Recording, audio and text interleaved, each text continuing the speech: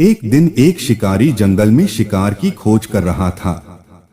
जंगल में कुछ दूर आगे बढ़ने के बाद शिकारी को एक काले रंग का पहाड़ जैसा विशाल सूअर दिखाई देता है। सूअर को देखते ही शिकारी अपना धनुष उठा लेता है और कमान खींचते हुए सूअर पर निशाना लगा देता है। कमान से निकला हुआ तीर तीव्र गति से सूअर को घायल कर देता है। घायल होने पर सूअर चिंघाड़ता हुआ शिकारी पर पलटवार कर देता है। सूअर के तीखे दांतों से शिकारी का पेट फट जाता है। इस तरह शिकार और शिकारी दोनों का ही अंत हो जाता है। इसी बीच खाने की तलाश में भगता हुआ एक भूखा सियार वहां से होकर गुजरता है जहां शिकारी और सूअर का शव पड़ा हुआ था। बिना मेहनत इतना सारा भोजन देख सियार मन ही मन बहुत खुश होता है और मन ही मन सोचता है कि आज तो ईश्वर की बड़ी कृपा हुआ जो इतना अच्छा और अधिक भोजन एक साथ मुझे मिला है। मैं इसे धीरे धीरे और आराम से खाऊंगा ताकि लंबे समय तक मैं इसे उपयोग में लाऊंगा। इस तरह मैं इस भोजन के साथ लंबे समय तक अपनी भूख को शांत रख पाऊंगा। इन सभी बातों पर विचार करते हुए सियार सबसे पहले छोटी छोटी चीजों को खाना शुरू करता है। तभी उसे शिकारी के मृत शरीर के पास धनुष पड़ा दिखता है। सियार के मन में एक विचार आता है, क्यों न पहले मैं इसे ही खा लूं, बाकी बचा हुआ भोजन आराम से कई दिनों तक खाऊंगा। और वह धनुष पर चढ़ी डोर को चबाने लगता है। सियार के चबाने से धनुष पर चढ़ी डोर टूट जाती है और डोर के टूटने से धनुष का एक सिरा पूरी वेग के साथ सियार के माथे को भेदता हुआ ऊपर निकल आता है। सियार के माथे को भेद कर धनुष का जो सिरा सियार के सिर पर निकल आता है। घायल होने के कारण कुछ देर बाद सियार की भी मौत हो जाती है। दर्शकों, अब वहां पहले से 2 घायल होकर मर चुके थे, पर अब सियार भी घायल होकर मर चुका था। 2 से अब वहां 3 मृत्यु शरीर पड़े थे। तभी वहां से एक शेर गुजरता है। शेर ने देखा एक सियार 2 शिकार के पास बैठा है और शायद उन्हें खाने की कोशिश कर रहा है।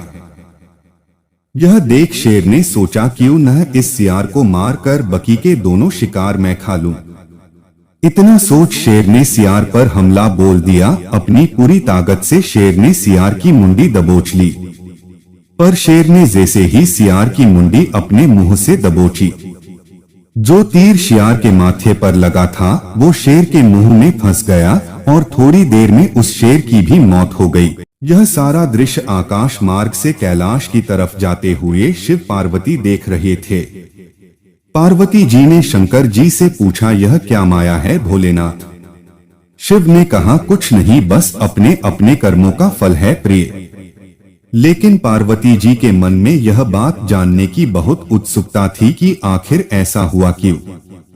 शिकारी भी मर गया, शिकार भी मर गया, अंत में शेर जो जंगल का राजा कहलाता है वो भी मारा गया। पार्वती जी शंकर जी से बोली, है प्रभु, मन में बहुत से सवाल चल रहे हैं यह दृश्य देखकर, कृपया करके बताइए, मैं जानना चाहती हूँ। कृपया मुझे बताइए ऐसा क्यों हुआ है। शंकर जी बोले, सुनो पार्वती, पिछले जन्म में यह चारों चोर थे, चोरी करते थे और अपना घर परिवार चलाते थे। एक दिन चोरी करने के उद्देश्य से यह लोग एक गांव में गए जहां एक विधवा औरत अपने 2 छोटे छोटे बच्चों के साथ रहती थी। ये चारों उस विधवा औरत के घर में घुसकर चोरी करने लगे। अचानक उस औरत की नींद खुल गई। जब उस औरत ने शोर मचाने की कोशिश की तो एक चोर ने उसका मुंह अपने हाथ से बंद कर दिया, पर उस औरत ने हार नहीं मानी और उनको भागाने की कोशिश करने लगी। यह सब शोर शराबा सुनकर उसके दोनों बच्चों की नींद खुल गई। जब उन बच्चों ने देखा उसकी मां को चोरों ने पकड़ रखा है, फिर वो बच्चे अपनी को बचाने की कोशिश करने लगे। इस बिचबचाव में एक चोर एक बच्चे का गला जोर से पकड़ा और थोड़ी देर में उस बच्चे की मौत हो गई।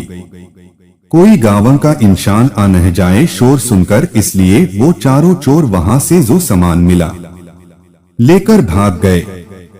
उस विधवा औरत का बच्चा मर चुका था। तब उस औरत ने बहुत आक्रोश से उन चारों चोरों को श्राप है किया कि जैसे तुमने मेरे बच्चों के मुंह ना खाने का निवाला छीना है, उसकी हत्या की है, वैसे एक दिन तुम लोग भी तड़फ तड़फ कर मरोगे। खाना तुम लोगों के सामने होगा लेकिन उसको खा नहीं पाओगे। तुमने मेरे बच्चे को मारा है। तुम लोगों ने विधवा का मन दुहख्या है, कभी सुखी नहीं रहोगे। एक दिन ऐसा जरूर आएगा, तुम लोगों की मृत्यु होगी और कोई पानी देने वाला भी नहीं होगा। शिव जी ने फिर आगे बताया, सुनो पार्वती जी, यही वह चारों चोर है जो इस जन्म में अपने कर्मफल गति को प्राप्त हुए हैं। दोस्तों, इंसान जैसा कर्म करता है उसका फल उसको मिलता जरूर है, आज नहीं तो कल कर्म अच्छा हो या बुरा। वीडियो अच्छी लगे हो तो लाइक और सब्सक्राइब कर लेना।